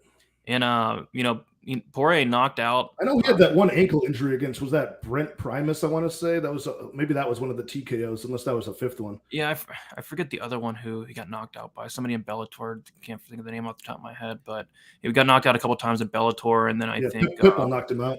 Yeah. Patricio Pitbull did. But I'm with you in terms of the side. I love Poirier here. I wish I looked in this fight sooner. Like, this was one of the last fights I looked into. Because Poirier was sitting at like minus 175, minus 180, and now he's like minus 215, minus 235. I think they're gonna go to war. I think it looks like the Gaethje fight. I don't think Chandler's going to wrestle. I think these guys are going to stand and bang. Like I said, I don't like Chandler's cardio. He's now 36 years old. He slows down. I don't trust his chin. He's able to eat a lot of shots from Justin Gaethje. Gaethje did almost finish him, but Gaethje did start to slow down as that fight went on, whereas Poirier, I don't see him slowing down. I like Poirier to win here quite a bit, but I missed the money line. I'm going to take a shot, I think, on the inside the distance, plus 115. I think he can finish him late. I don't think it's early. I think it's in the second or third round, but I think he eventually just puts it on Chandler and gets him out of there. But this is my favorite fight in the card. I think it's going to be a very, very exciting fight, and this is a fight where I'd be shocked if it didn't earn fight of the night here, which I think that's what Michael Chandler is going for nowadays. It's just these fight of the night type fights, and I think this is going to be one of them. You might as well, man. But yeah, Dustin Poirier, you're right. When you mentioned some of the names and like just his cardio difference here, I mean, he's used to winning like deep water fights, like for 5 rounders. Like this 3-round fight should feel like, a walk in the park for him, honestly. Like no matter how many significant strikes he's got to defend or attempt himself. Yeah, a lot of people are agreeing that I'm I mean, you got a good line though. You got a great line on that. Yeah, sometimes I have to hit those when I see like I just looked at them like, what the fuck? Like it's a lightweight fight at the end of the day. They could just kind of look at each other and not really go for these, the distance that's going to be maintained. Like Justin Gaethje has short little arms compared to Poirier, I think, right? Like he's kind of got like, what's the reach on those two? Like I feel like that led to also Gaethje was just like completely gassed in that fight, which led to him just like taking a bunch of unnecessary punches, taking a lot of unnecessary risks, not being able to keep his hand up in the air, So yeah. I feel like it's going to be a lot more of a cleaner fight, which could lead to just, Michael Chandler getting knocked out, So I wouldn't hate that. I am hoping for violence. I hope it's a very exciting fight for sure. And how could it not be with these two? They're definitely fight of the night candidates at all times. So we got Justin Villegas in Kino fight week. Hell yeah. Let's do it. We're almost there, you guys. 26 of you guys in the live chat. Hit that like, hit the subscribe. Check out my guy, DFS by the numbers Brady, all of his links, and check out his website, all of the great content there. He's been working hard, and that's all in the description. So moving on to the first of 2 title fights, we have Carla Esparza taking on Zhang Weili. Carla Esparza, the reigning, defending 2-time women's strawweight champion, against the former strawweight champion Zhang Weili. Coming off of the destruction of Rose Namajunas in May. The destruction. And speaking of being a masochist, I went back and I watched every second of that fight. I watched it. I was kind of on a roll, so I watched Derek Lewis versus Francis Ngannou. And then I was like, you know what the hell? Let's watch Israel Adesanya versus Yoel Romero. Let's just keep watching all of them. I was like, you know what? Fuck it. Anderson Silva against Talis Latis. Let's just watch all the good ones, all the hits in a row. So, be honest, dude. I know you're a diligent guy, a true student of the game. You do your research. Did you rewatch the Rose Carla fight just to see what happened in that one? Heck no, dude. I mean, I know what happened in that fight. I know what happened. Nothing happened in that fight. So no, I didn't go back and watch it. Terrible fight. Oh my God, dude. It's worth almost more entertaining, and it's rarely entertaining these days, but the commentary is probably more entertaining here because Joe Rogan was on that one. So he's just like, what the fuck is this? Like, he was like containing himself so much. He's like, oh my God, what a snooze fest this is. I remember when the fight ended, I remember DC was just like, I feel really awkward right now. I don't know who won this fight. So, yeah, I mean, start this one off for us, man. Like, what are your feelings in this fight? Like, Zhang Weili, you really have to consider the money line here because obviously I don't hear many people with a strong case for Esparza. I mean, obviously she's a great wrestler. She could take Zhang Weili to the ground and just ground her out for 3 out of 5 rounds. But, you know, Zhang Weili is a minus 325 favorite right now. Carla Esparza plus 275. The over-under at 4.5 is pretty close to even money. The over being minus 105. I mean, I want to think that Zhang Weili like just ends Carla Esparza violently, but I'm not sure that happens. What do you feel about this? Yeah, I think Zhang Weili beats the living shit out of Carla Esparza.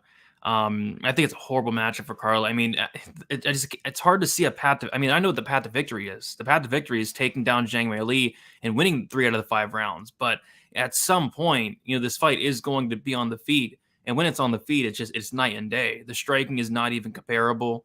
Zhang Weili is going to hurt Esparza very bad. You know, Esparza has been in the UFC for a while.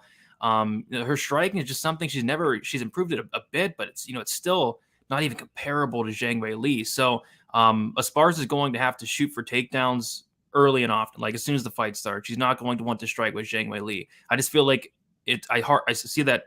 You know, I don't see that happening for 25 minutes straight. Esparza just taking her down, Zhang Weili accepting bottom position, and Zhang Weili's physically strong. You know, she's completely jacked. She has a great haircut. I feel like she's gonna be able to stuff the takedowns and at some point get back up and just really put it on Esparza. I could see a first round finish, a second round finish. I think it could be in any round. I think I'm personally picking like a third round finish, but it could be early as well. I think Esparza's screwed on the feet, whereas I think Esparza can mix in takedowns here or there. But for 25 minutes I'd be shocked if, Zhang Weili did not finish her at some point. So I did bet the under. I got it at plus 106 and has moved a little bit. It's about a pick 'em now, but I think Zhang Weili completely destroys her. The money line, I don't know. I mean, it's minus 320 now on DraftKings. I don't know if I'll be touching that. Don't mind like some Zhang Weili inside the distance potentially, but yeah, I'm thinking violence here, more specifically Zhang Weili violently beating Carla Esparza and putting her out in brutal fashion. I'm glad you're really hyped up about this, more so than I am. Maybe I'm just jaded from some of these like boring women's fights. I mean, I'm not talking shit about women's MMA. I think it's amazing. We have had 3 really good, the last few fight nights that have been women's headliners have all been amazing fights. It's just I'm staining the name of women's MMA talking about our current champion Esparza because that fight. That's why I watched it. Really, was just to have that in the forefront of my mind, like how bad that was, and then watching the takedown attempts from Carla Esparza were just not that good. Like she couldn't finish a takedown attempt to save her life in that fight. Mm-hmm. Part of it was because she didn't have like anybody over swinging, and then she was able to level change and duck under him. But still, for like that's like the best wrestler in the division. She's had some better spots in that fight, but what we saw this year was pitiful. I agree with you. I think just the movement of Rose Namajunas was what helped her out in that fight, not get taken down. I think Zhang Weili can move in a similar fashion, just be the faster woman here and strike in and out of range. And like you said, probably just maybe it could be like an accumulation of strikes over a period of time, ends the fight later. I don't know. But I'm certainly on the side of, how do you feel about like Zhang Weili as a parlay piece, or would you rather take the under in that spot? Like for people who are going to parlay up the co-main event here, thinking that Zhang Weili is a slam dunk, you tend to agree with that. But at minus 325, how do you feel? Parlays have completely like fucked me this year. I'm trying to absolutely, because them. everybody gets catered, or Tom Aspinall, or Piotr Jan, or Lupe Godinez, and I mean, I'm trying to stay away from but I think, I mean, if I was into doing the parlay thing, I think she's a good parlay piece. But what would you parlay her with, right? I mean, I don't, do you want to parlay with Blanchfield? You would do it with Dan Hooker. Yeah, by the way, Dan Hooker's minus 142 now, so money pouring in on Claudia Puelles as we speak. Oh, Jesus Christ. Yeah, I'm seeing that now, just updated.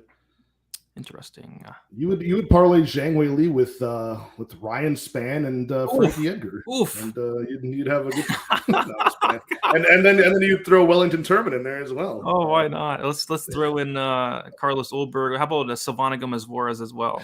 Let's get a big payday. Honestly, the Juarez one, like, that's scary, but yeah, if you could do a good job of just fading like people who are just like washed up on this card. Not Dan Hooker, of course, not him. But, I hope not. We'll see. We'll see. Shit. So we're not getting a good case for Esparza here. I mean, I feel like there's certain spots where like Zhang Weili would have to have a terrible, terrible night, and Esparza would have to be like on top of her game to win this fight. The two would have to meet. And the money line, kind of indicates that. So yeah, I'm with you. I might look for the unders. You've kind of made me more aware of that being a better possibility. But the under, would you say Zhang Weili inside the distance was? How much does that soften up her? I think it was like plus 165, something like that. Which that softens up her price tag a lot. I mean, Zhang Weili inside the distance. It's oh my gosh, it's plus 110. Okay.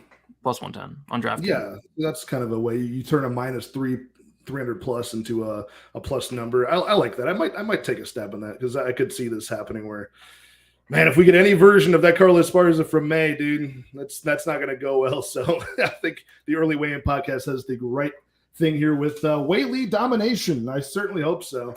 You mentioned the Peter Yan as like one of the busters. Like I get kind of like a same feeling, because we have like a champion that none of us feel deserves it. Kind of like before, earlier this year, we had a champion in Aljamain Sterling where not a lot of people thought he deserved it. He came in as a big underdog and then showed out. I mean, completely different circumstances for sure. But that same sentiment, I feel like there's a lot of people that are like, when do we see a current champion as like this big of like a plus number? It just never happens aside from Aljo. Kind of crazy there. But moving on to the main event of the pay-per-view, fight number 14. We're cruising through this pretty well, you guys. 30 live viewers in the chat. Thank you all for hanging out on pay-per-view fight week on a Tuesday. Special edition of the stream with my guy Brady. Certainly great to have you here, Brady. I'm glad we got a chance to get together and talk about this epic card. And we got Israel Adesanya, best middleweight to ever do it, undefeated at middleweight, 23-1. His only loss has been up a weight class where he tried to challenge Jan Blachowicz and lost by decision. Never been finished at in mixed martial arts. And the only guy that he's ever been like actually knocked out by, even in his kickboxing career, was Alex Pereira, who he's fighting, who's only 6-1 as a mixed martial artist, but a 2-division kickboxing champion. And yeah, I mean, this is we were talking about money lines in the last fight. This is a spot where we're actually getting a nice soft number on Adesanya for the first time in a while. We're looking around minus. I mean, it's moved up. It was like minus 170 to minus 190 for a while, and now it's since surpassed minus 200 and moving on from there. But plus 170, plus 180 on Alex Pereira. This is a spot where I'm used to seeing Adesanya around like a minus 300 number, right? Like a minus 300 or more. When he fought Rob Whittaker in the rematch, he was still a big number. And I've been able to soften up his money line by choosing Israel Adesanya by decision, and it's done me very, very well the past few times. I don't have to do that this time. I bet Israel Adesanya at his like minus 175 price tag for 2.5 units on that. I like him to win this fight. I didn't even have to fiddle with getting fancy with this decision prop. I think it's a playable line. I mean, this is his sport. He got knocked out. I mean, so they fought twice. I know you're going to hear this narrative all week, But just to recap for people who haven't watched the fight in glory, they fought in China back in 2016. Alex Pereira managed to edge out a very competitive decision in that spot, got the judge's nod. They rematched 11 months later in Brazil, and Izzy was actually kicking Alex Pereira's ass for a lot of that fight, and then he got countered with the left hook and put out cold, like really, really badly. So it's a fun narrative. I mean, honestly, for the sake of like the sport and like livening things up, that would be cool if Pereira wins. But I'm betting Israel Adesanya in the spot. I think he's just too elusive. Too elusive. He knows this game. He knows how to control the distance better than anybody. And, we just saw – I think the Bruno Silva fight versus Pereira was the telling one, right? It kind of showed how hittable Pereira can be, how many risks he takes. And, I just prefer the better elusive mover who's done this time and time again in a 5-round scheduled fight. And I got to say, out of all of his fights in the UFC, there's only been one in his debut that has not been against like a top 15 guy at middleweight. So give me Adesanya all day in this spot. Am I a little bit worried about Pereira's power? Sure, but he's fought some power punches before and come out fine. How do you feel? Are you taking the underdog here? No. And by the way, you got a great line, and it pays to do the research early. And, I've been trying to get on that. Sometimes I get the wrong side of things. I'm always honest about what lines I get, and I'm like, guys, I fucked up, and I should have waited. But and that happens. It happens. But yeah, I mean, he's minus 208 now, minus 210, which honestly kind of surprises me. I thought there'd be more like love for Alex Pereira because of that narrative in the kickboxing 2-0. But yeah, I agree with you 100%. I think this is Adesanya, and Pereira he's terrifying. I mean, this guy hits like a truck, but. Adesanya, he does a great job at just avoiding risks, right? Avoiding, getting hit clean. He's really good at doing that. People call him boring, and I like him. I like Adesanya. People call Kamaru Usman boring. I like Kamaru Usman. I mean, these guys are winners. These guys know how to win. These are the guys I like betting on, right? The guys that aren't going to take risks. So yeah, I'm with you. I like Adesanya. I do have a play on this fight. It's not my favorite play in the world. It's just. Pereira, he's never seen a 4th round. He's never seen a 5th round. Like you said, he is super hittable. I hate Alex Pereira's striking defense. And I took the fight as a go. Was able to get it at plus money just in time. Looks like it has moved just a tad there. About to pick him there. I think Pereira, if he wins, it's going to be by knockout. He's not winning a decision here. And Adesanya, I think decision's probably more likely. But like I said, Pereira is super hittable. Never seen a 4th, never seen a 5th. Defensively irresponsible. And I don't want to believe this too much, but did you see the Israel Adesanya tweet? Or he said he was going to like drag this fight into deep waters, saying it's gonna be like a pool of blood, something crazy like that. I don't believe it, but I do believe that he can definitely land a big shot and potentially get Pereira out of there in that 4th or 5th round. I think it was it Mushroom or Daz in there saying the 3, 4, 5 round sprinkles for Adesanya. I think those are pretty interesting. Looks like Adesanya to win in round 3. Like plus 1,400, round 4, like plus 2,300, and then round 5 is plus 2,900. So I might sprinkle those, but I'm kind of leaning like Adesanya, like a late finish here at some point. But, in terms of picking the winner, it's definitely the Adesanya side for me. Yeah, I did see that tweet that you're talking about, but didn't he say that against what's his face, Jared Cannonier as well? Yeah. He probably said that against Marvin Vettori. I don't think he had that much back and forth with Whitaker, but he probably said he was going to knock out Whitaker. You know what I mean? Like, I know. the only guy he actually did that against was the wine drunk Paulo Costa. Yeah, I mean, the guy, I think there's some crazy, I wrote down some of the stats about like how many of his fights. I think 7 of his 9 like 5-round fights have gone to decision, and that's including the Jan Blachowicz one where he lost. So yeah, I still like, and I think you get it like plus 125, which is generally the price I've been getting Izzy decision at, but usually that's chopping down like a big price tag. This is not, so I don't feel the need to have to do that. Even at minus 200, minus 210, whatever that line's at for Izzy now, I still think that's a playable one, to be honest. But I like the under because you get to hope that maybe Alex Pereira leaves himself open. Like you said, his defense isn't that great striking wise. I don't think it is either. He gets countered over the top with a lot of strikes on the left side of his body, like the right hook. If Izzy can even question mark kick him at a certain point, he won't see it coming. I don't think Izzy's going to put himself that far out of position, but yeah, I mean, the way that Pereira wins is like Izzy is like backing up the way he does against the cage, trying to like pick a side to move laterally, and he just missteps, and he's like, he thinks he's 2 inches away and he's not. Like, Pereira does have a uncanny ability to close the distance, especially with that left hook. Like he starts moving in and cutting angles. Even though he's got a long reach and Izzy can match it, like he can close the distance a lot faster than I think people give him credit. But if there's one guy that Izzy's going to be motivated for in this fight, I think I saw somebody in the comments talking about that too. Like this is probably the one. This is like a career-defining moment for all narrative aside. Like the narrative is cool that he's been beat before, but this is a chance. Like the only chance Adesanya is probably going to get to like square the guy who beat him back in the day. So as goofy as Adesanya is, and I like the fact that he's dominant. I don't think the argument that he's boring is really that, it's not that true. It's like through no fault of his own, he's winning and not getting touched, right? Like it's kind of like a Floyd Mayweather at a certain point, But the thing I don't like about Israel Adesanya, it's like, dude, you're the baddest dude on the planet. You're beating Anderson Silva. It's like he's like in his 30s, like pushing 40s, reading comic books and like talking about anime and stuff. And I got nothing against anybody who wants to enjoy some cartoons from Tokyo, but like it's the baddest guy on the planet. Like when I think of a champion, I want to think that he like lives in a cave and they let him out occasionally to like beat somebody's ass and they feed him Jerry probably lives in a cave. Yeah, exactly. Like Yuri Prohaska, that's a perfect guy to hold the gold. Like I like that. I don't want to see Adesanya like, oh, when I'm not training, I train 45 minutes a day. The other 11 hours I'm reading comic books. Like I don't want to see that. So I'd rather Poatan, and Poatan's actually really funny. Like Pereira is like kind of trolling Izzy's training. Have you seen that? Like there was a training drill where Adesanya was like dodging tennis balls that they were throwing at him. So Pereira, they just like started throwing tennis balls on either side of him. He stood completely still. I think that's funny. He's kind of a troll online. So yeah, I mean, a lot of people having some Izzy love, and a lot of people are on the unders as well. And we got Justin Villegas giving a nice flex with the secret juice, and I like that as well. And I did see Tommy Unders. Shout out to Tommy Unders putting that what did he get a line? He got like one of the future lines plus 2,200 that he's to be champ by 2023. Now that's a way to play. There you go. Alex Pereira right there. That's a good spot to do that. I should get in on those when they come out. I never look at that section of the sports books, but man, all right, Brady, it's been a pleasure breaking down all these fights with you. We're on the same side for like all but a few of these, and the ones that we're not on, like we at least found some sort of consistency with the overs or unders for those bouts. So just going to wrap up with like a few of my favorite props for this card. Of course, the Atman Azaitar, Matt Frevola under 2.5. I love that. I hammered that for a few units.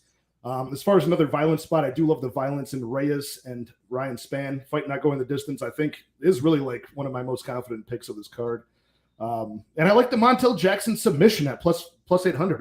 I might take a stab on that. He's a guy who attempts a lot of submissions, probably going to have a wrestle heavy game plan, and just a scrambly guy with long limbs. I think he can get the job done more than his record would indicate he can get a submission. So what are a few of your favorite ones for this card? I know you like Dan Hooker as like a confident pick, but any violent spots or props sticking out to you? Yeah, so under in the main event, under in the co-main event, Zhang Wei Li. Don't mind Poirier inside the distance. I really like the Chris Gutierrez finish only on Bet Online. It's like mispriced compared to FanDuel. Yeah, I like that one. I wrote that one down when you mentioned it. And Brett River, I think that's it's wrong. Dan Hooker money line, I think that's wrong. We'll see. A lot of people disagree, but I think that's wrong. I'll be on that eventually. And don't mind hedging with like the Puelles sub plus 400, which is wrong. I mean, that's how he wins. Other than that, like I said, I might do that Riddell, like put a half unit on the KO for Riddell, put a half unit on the sub for Moicano. I think the Reyes Spann, like you said, the fight doesn't go to decision as a parlay piece. Maybe parlay that up with like, Zhang Wei Li could be an interesting parlay for the week. But I think that's about it. Like I had that half unit shot on Turman. It's a show me spot for Petroski. I like that. I really wanted there. You could tell I'm torn on that one. Like it's just Wellington Turman, just knowing that it's him and he's been such a letdown. But as like the money line, I like that side a lot. And then the Blanchfield fight doesn't go, Molly McCann. But yeah, that's about it. Looking for some violence, not a ton of big plays. I think my biggest play thus far is that finish only for Gutierrez, and then I'm gonna have a decent sized play on Hooker as well. But other than that, lots of sprinkles for me, lots of some plus money shots on these unders, and yeah, I think it's gonna be a great card, and I think it's a good betting card as well. Yeah, it's exciting when those things line up, and sometimes the pay-per-views have so many big names that sometimes it's like obvious and the lines have gotten steamed. This is a spot, like we mentioned on a lot of these fights, where we're double checking the lines. They're moving as we're talking about these on a Tuesday. So check out the money lines on these. I think we give out some pretty good spots here. And Brady, the floor is yours. Just tell people where they can find you. I'm sure everybody here is here for your pretty face and not mine. And, they already know where to find you. But again, his website is a great resource if you want to, get sharp plays as he makes the bets and look at all of his, DFS content as well. That is in the description. I think it's dfsbythenumbers.com, right? Yes, sir. All right. Yeah. Shout yourself out, man. Tell people where to find you. Yeah, just Twitter, DFS_numbers, Instagram, DFS by the numbers. I'm starting to do like a lot more video content on Instagram as well. Started to dip my toe into the TikTok as well. So just trying to do more content, do more video content. I'm into I don't know if you heard of like the YouTube Shorts stuff that's going on. Like I think that's the next big thing. So starting to do that. So yeah, you can find me. I'm trying to join you on that. Yeah. Yeah, I mean it's good, man. It's getting more and more popular. I've noticed over the past couple months. So trying to get on early and kind of get ahead on the short game. Well, because we got a lot of really dedicated people, and like I'm one of them too. I watch everybody's content that I'm friends with in this space and just look up to and stuff, and just getting as many ideas as I can of bets to either bets that I've missed or things to give a second thought to. But a lot of these videos, we're doing like a hour, 40-minute long stream. I think the YouTube Shorts is like for the new generation. It's just like, what are the fucking bets? What are the picks? Tell me now. It's easy to make. It's easy to make. It takes 1 minute. I love it. I love doing it. So I might start adding on some of that. And I did make a TikTok as well. So maybe I'll get that going, and we'll get some collabs going with Clint. So, and we got shout out to Uncle Weezy popping in. Oof, did I miss it? You son of a bitch. You missed the whole thing. So go ahead and rewatch it, my friend. Always good to have you and your Uncle Wheezy. I usually do these on Wednesday night, but got something to do in Uncle Wheezy's great city of Chicago. I'll be in the city there tomorrow night with my girlfriend partying it up. So had to get a little midweek celebration of some sort. So had to move the stream. But all right, you guys, all of you in the chat, thank you so much for hanging out with us for pay-per-view fight week. Good luck in all of your betting action, and I will see you for the best bets and props video. All of my bets will be out in the next day or two. Cheers.